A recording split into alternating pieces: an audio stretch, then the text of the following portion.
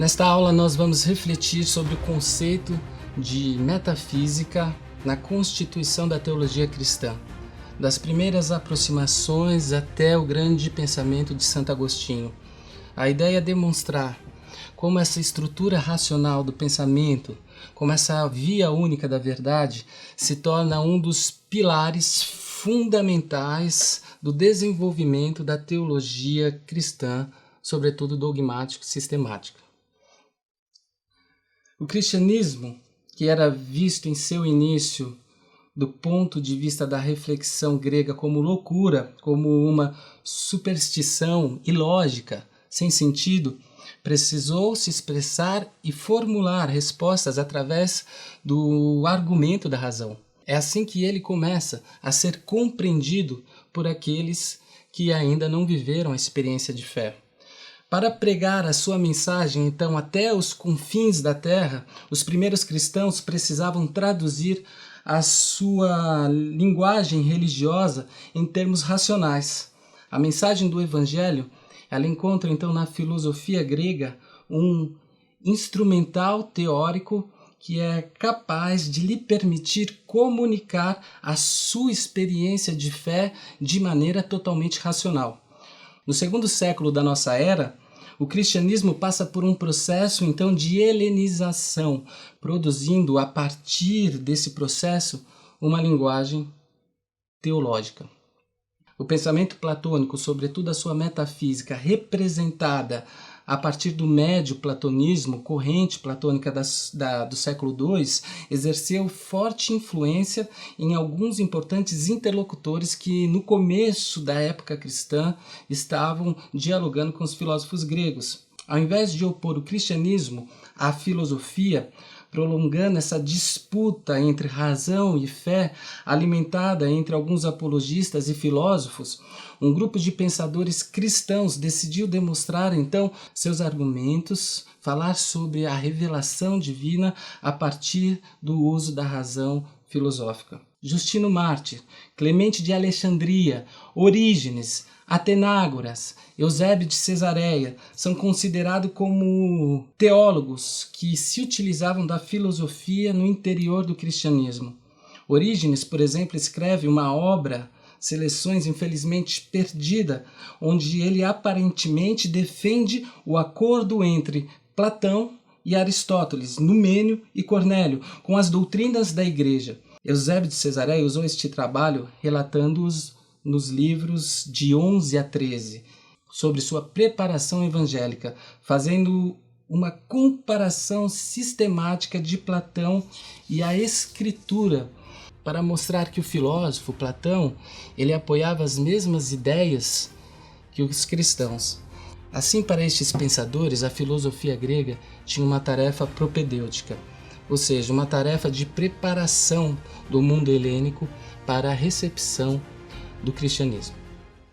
A Rádio Transmundial é um veículo de comunicação presente em 80% do planeta e que tem como objetivo levar as boas novas do Evangelho aos que não a conhecem, bem como dar crescimento e maturidade cristã àqueles que desejam servir a Deus de forma integral. Mais informações em www.transmundial.org.br. Transmundial, para todo mundo ouvir. A Faculdade Teológica Batista de São Paulo tem a satisfação de receber você para entrar em sintonia com a nossa ministração bíblica, ministerial e abençoadora, que vai fazer diferença em termos de educação teológica para a nossa vida. Fique em sintonia conosco, aprofundando-se na palavra de Deus.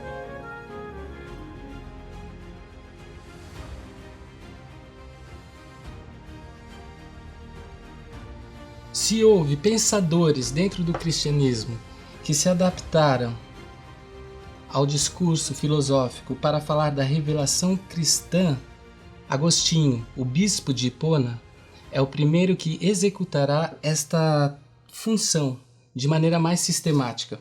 Agostinho, no ambiente filosófico, também é influenciado pela tradição platônica, que em sua época é alimentada através do pensamento de Plotino, um neoplatônico. Toda a 7ª seção da sua obra, A Cidade de Deus, fala da importância de Platão em sua forma intelectual e defende também a necessidade desta filosofia para a compreensão e argumentação teológica cristã. Então nós podemos enxergar o dualismo de Platão, que fornece essas linhas gerais de uma justificação metafísica da verdade, em muitas concepções de Agostinho. Por exemplo, o conceito de participação. Platão afirma que há o sensível que não existe por si mesmo, mas na medida em que participa do inteligível. Agostinho recebe essa problemática e a reutiliza dizendo que Deus é absoluto e as criaturas não são, pois não são causa de si mesmos. Assim, esses seres existem somente na medida em que participam do ser de Deus. Deus, por amor e bondade, chama suas criaturas à existência. Se alguém disser que ele os chamou e depois se afastou, há um rompimento do vínculo ontológico entre os dois. Deus fica de um lado e a criatura desvinculada dele do outro. E isso tornaria a natureza humana absoluta, autossuficiente, pois ela teria capacidade de sustentar a si mesma. É necessário, portanto, manter esse vínculo ontológico, pois apesar de o ser de Deus ser distinto de sua criatura, existe uma relação entre os dois. E nessa relação, Deus não apenas criou as coisas, mas se fez presente nelas. No entanto, essa presença não chega ao ponto de confundir nem fusionar o ser de Deus com o ser da criatura. Enfim, a teologia de Agostinho conserva inúmeras semelhanças com a metafísica platônica. Com o platonismo, Agostinho descobre o fator do autoconhecimento e da interioridade que supera o materialismo. Obtém o conhecimento da participação, da dimensão divina, do Logos e etc. Mas justiça seja feita, ele demonstra também suas insuficiências, isto é, Agostinho demonstra as insuficiências dessa filosofia platônica, apontando que ele não encontrou na filosofia a encarnação do Logos, a morte de Jesus na cruz por amor e salvação da humanidade, a humildade, o reconhecimento da necessidade de Cristo e outras coisas. Agostinho, por exemplo, rejeita a doutrina da reminiscência da alma. Para Platão, o conhecimento dá-se por intuição intelectual, que somente é possível por causa da imortalidade da alma, que nasce e renasce no mundo sensível, mas que nesse mundo, pelo ato de contemplação, acessa a sua memória contemplativa do mundo inteligível.